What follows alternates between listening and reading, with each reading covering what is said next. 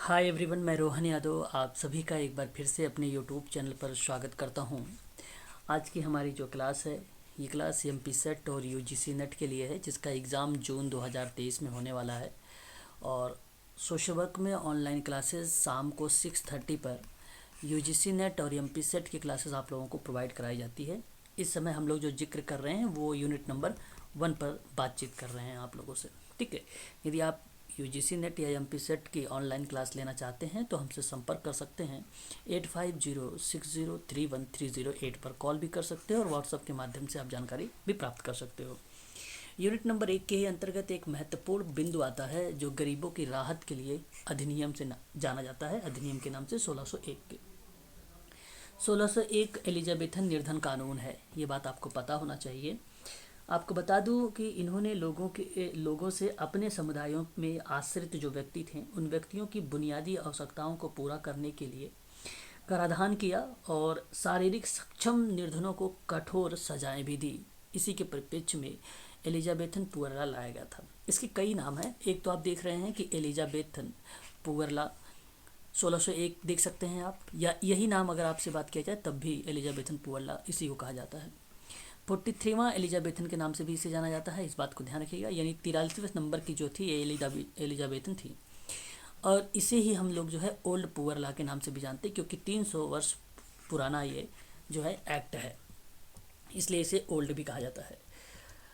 अब यहाँ पे अगर हम बात करें तो ये जो एलिजाबेथन का कानून है, जो सामाजिक कुव्यवस्था में एलिजाबेथी निर्धन कानून अधिनियम को 1601 में पारित किया और उसका मार्ग प्रशस्त किया।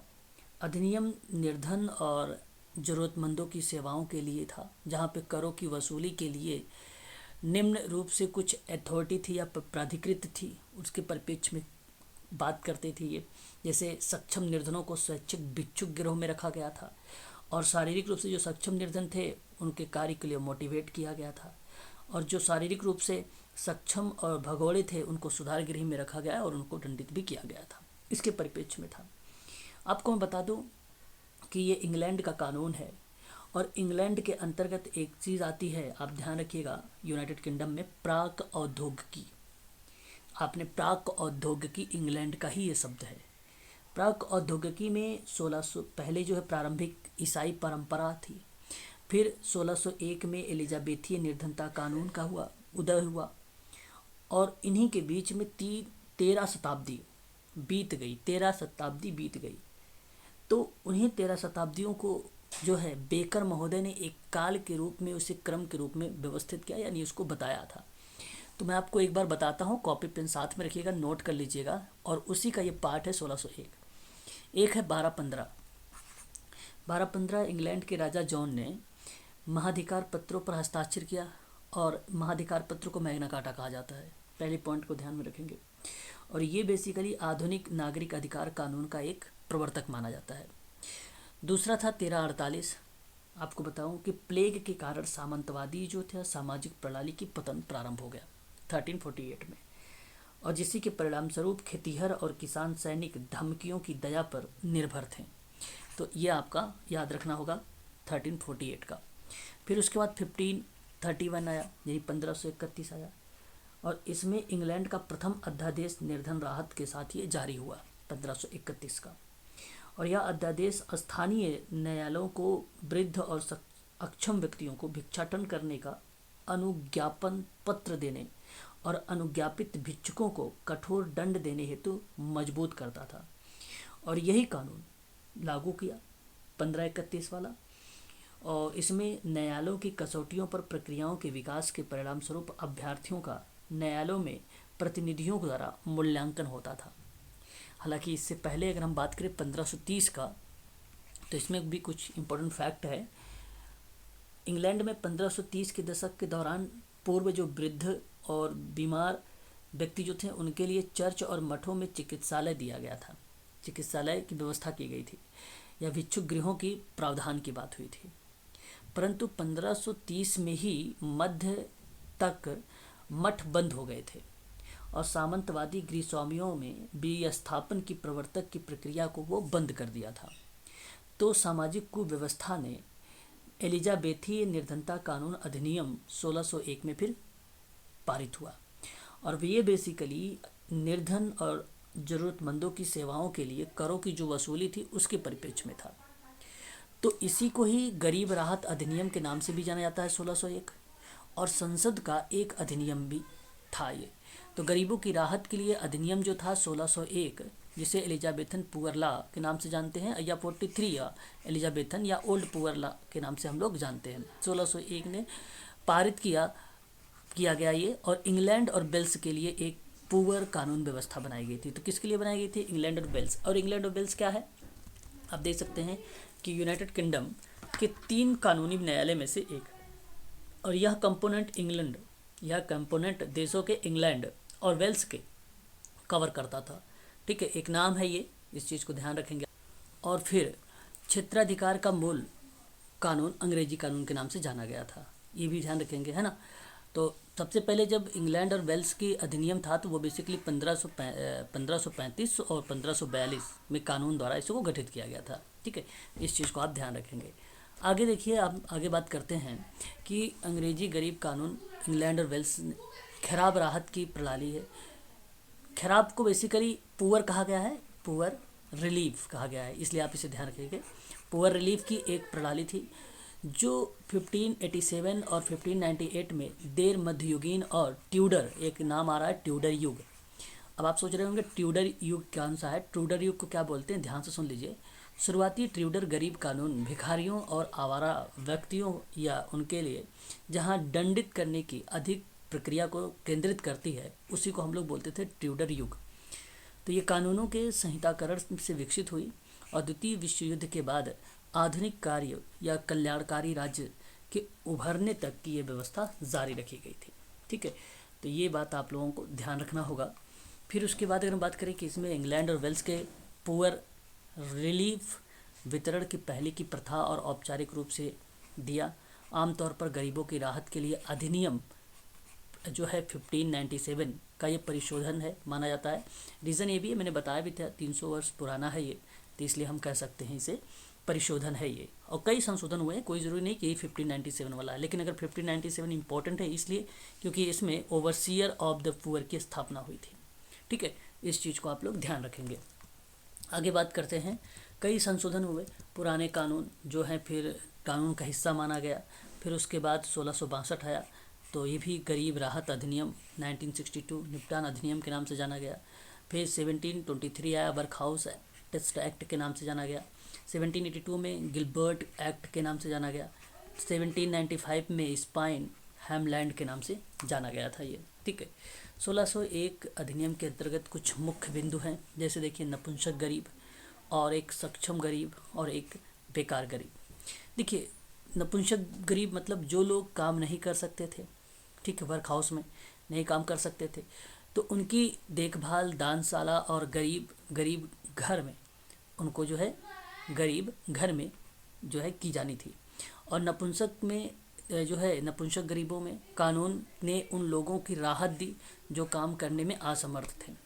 तो मुख्य रूप से इसमें कौन कौन से आते थे? उसमें आते थे जैसे दिव्यांग व्यक्ति, ठीक है, जो शारीरिक रूप से दिव्यांग हो या लंगड़े, एक नपुंसक और एक बूढ़े और एक अंधे, इस तरीके के जो हैं व्यक्ति इसके अंतर्गत शामिल किए गए थे एलिजाबेथन पुअर लॉ के अंतर्गत, है ना। तो ये बात आप लोगों को ध्यान रखना होगा। और इसके बारे में मैंने आपको हालांकि पहले भी बता रखा है ना, फिर भी आप लोगों को इन चीज़ों को ध्यान में रखना ही होगा। बेसिकली अगर हम बात करें तो इसे इम्पोर्टेंट पुअर कहते हैं, और people who can not work से रिलेट करता है, इसलिए जो लोग काम नहीं करते उनसे रिलेट करता है। और इसके अंतर्गत लैम्स, जैसे लैम माने क्या होता है भाई, जो अक्षम हो किसी कार्य करने में, ठीक है। इम्पोर्टेंट मतलब नपुंसक बताया गया। फिर उसके बाद बूढ़े यानी ओल्ड, और फिर अंधे यानी ब्लाइंड लोगों को इसमें शामिल किया गया था, ठीक है। तो आप ये भी कह सकते हो कि unable to work, unable to work किस में आ जाएगा? अनेबल टू वर्क आपका इसके अंतर्गत आ जाएगा। फिर एक सक्षम गरीबों के लिए बात हुई, ये बेसिकली एबल बॉडीज़ पुअर थे, और एट इज़ जो एबल बॉडीज़ पुअर थे ये were to be set to work in a house of industrial को रिलेट करते थे, यानी घर में काम करने के लिए एक सेट किया जाना था। इनके इनके संबंध में था। तो गरीबों को काम पर लगाने के लिए सामग्री उपलब्ध कराई जाती थी इसमें, ठीक है ना। तो provide for the poor to be set to work, इसको रिलेट करता था।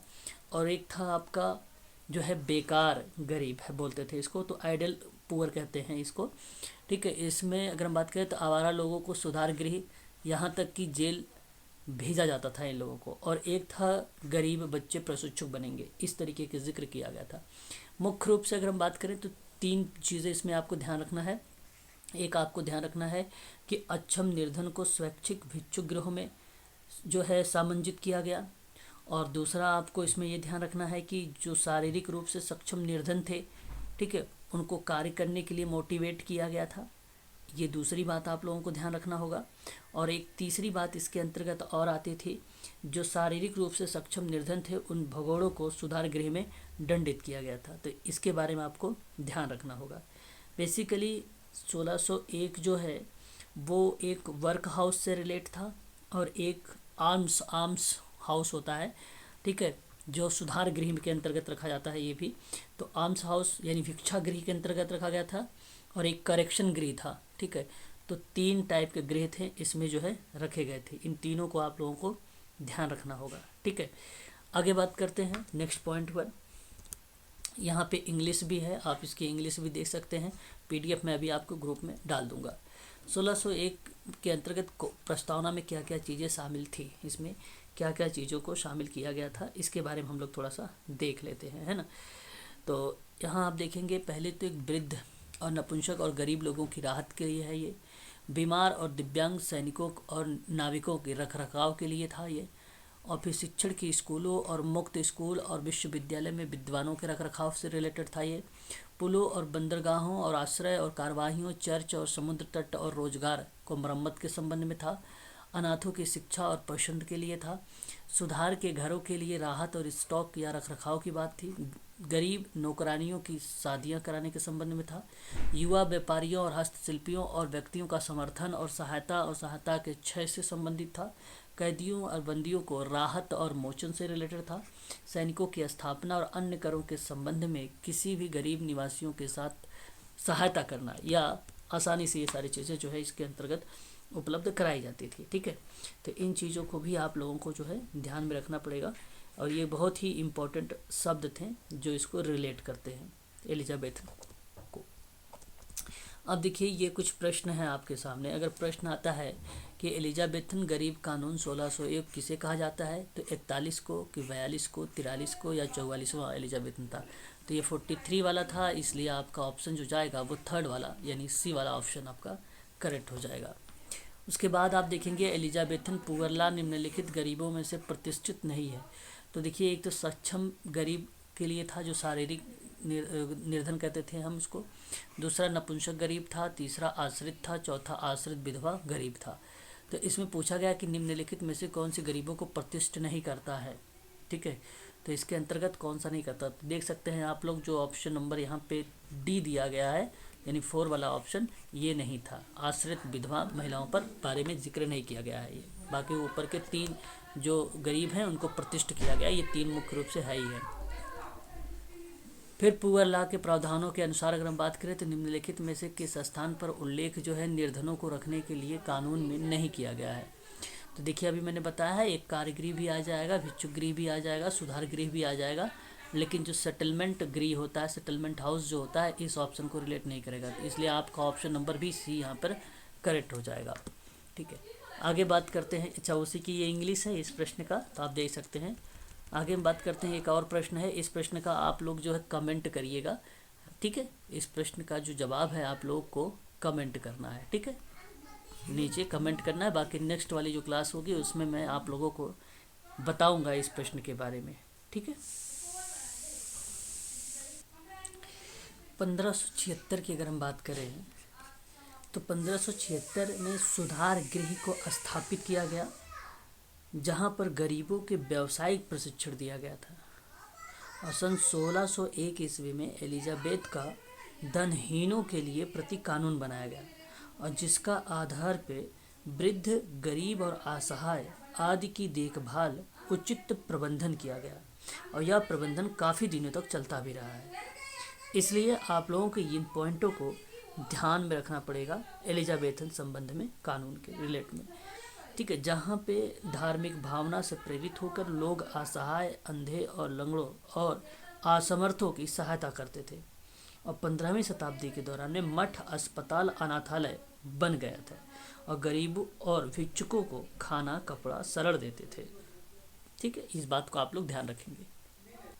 इसमें एक बात और ध्यान रखिएगा कि एलिजाबेथन का धनहीन हीलों के लिए कानून सन 1601 में बनाया गया और एलिजाबेथ पुअर लॉ बना, जिसके द्वारा वृद्ध और अभावग्रस्त माता पिताओं की सहायता की गई, अनिवार्य कर दिया गया था। और इस कानून में 3 श्रेणियों में विभाजित था। मैंने अभी अभी आपको बताया है। एक सामर्थ्य निर्धन था और सामर्थ्य निर्धन को हाउसेज ऑफ करेक्शन या वर्क हाउस में रखने की व्यवस्था थी। इस बात को आप ध्यान रखिएगा, पहले वाले का। और फिर उसके बाद आप ध्यान रखेंगे आपका उन्हें दान देने का निषिद्ध बात की गई थी। और इसमें रोगी, निराश्रित और अंधे, बहरे, गूंगे, लंगड़े, ठीक है, जो मानसिक रुग्ण और वे माताएं जिनके पास छोटे छोटे बच्चे थे, उनको असामर्थ्य निर्धन के अंतर्गत रखा गया था। इस बात को भी आप ध्यान रखेंगे, उन्हें असामर्थ्य निर्धन के अंतर्गत रखा गया था। और उसके बाद आपका ध्यान रखना है कि उन्हें या तो भिक्षा, असमर्थ निर्धन की श्रेणी में उनको आते थे, और उन्हें जो है भिक्षा जिनके पास छोटे छोटे बच्चे थे तो वो असामर्थ निर्धन की श्रेणी में आते थे। उन्हें या तो भिक्षा गृह में रखा जाता था या घर पर ही उन्हें बाह्य सहायता, सामान्य वस्तुओं जैसे खाना, कपड़ा, ईंधन रूप में दी जाती थी। और अनाथ, पिताहीन, परित्यक्त बालक, निर्धन माता पिता के बालक जो थे वो आश्रित बालक कहे जाते थे, मतलब वो के निर्भर बच्चे जो है कहलाते थे। ठीक है, तो ऐसे बच्चों को उन नागरिकों को दिए जाते थे जो रखना चाहते थे। तो लड़कों को उनके मालिक के व्यवसाय का प्रशिक्षण भी दिया जाता था और निर्धनों के निरीक्षक निर्धनों के कानून का पालन करते थे। ठीक है, तो इसके अंतर्गत आपको जो मैंने 3 बातें बताई हैं, इनको भी आप लोगों को ध्यान रखना है। सामर्थ्य निर्धन work houses, houses of correction या वर्क हाउसेज में रखे जाते थे। और ध्यान रखेंगे दूसरी बात ये कि असामर्थ्य निर्धन की श्रेणी में कौन कौन आते थे। असामर्थ्य निर्धन की श्रेणी में तो ध्यान रखेंगे आप लोग रोगी, निराश्रित, वृद्ध और ब्लाइंड, ठीक है, गूंगे, लंगड़े और जो मेंटल या मानसिक रुग्ण थे, बीमारी थे मानसिक से, उनको रखा था। और जिनकी माता जो वे माताएं जिनके पास छोटे छोटे बच्चे थे तो वो असामर्थ्य निर्धन में आते थे। ठीक है, और उन्हें या तो भिक्षा, जिनके पास छोटे छोटे बच्चे थे, असामर्थ्य निर्धन की श्रेणी में आते थे, उन्हें या तो भिक्षा गृहों में रखा जाता था या तो घर पर ही बाह्य सहायता भी दी जाती थी। ठीक है, जैसे कपड़ा, खाना, ईंधन वगैरह ये सब दिया जाता था। एक अनाथ, पिताहीन या परित्यक्त बालक या आप कह लीजिए निर्धन माता पिता के बालक थे, वो आश्रित बालक कहलाते थे। वो क्या कहलाते थे? आश्रित बालक कहलाते थे। ठीक है, जैसा कि आप देख रहे हैं निर्भर बालक या निर्भर बच्चे देख रहे हैं आप। ठीक है, ये बात आप ध्यान रखेंगे। तो वो किसके अंतर्गत आते थे?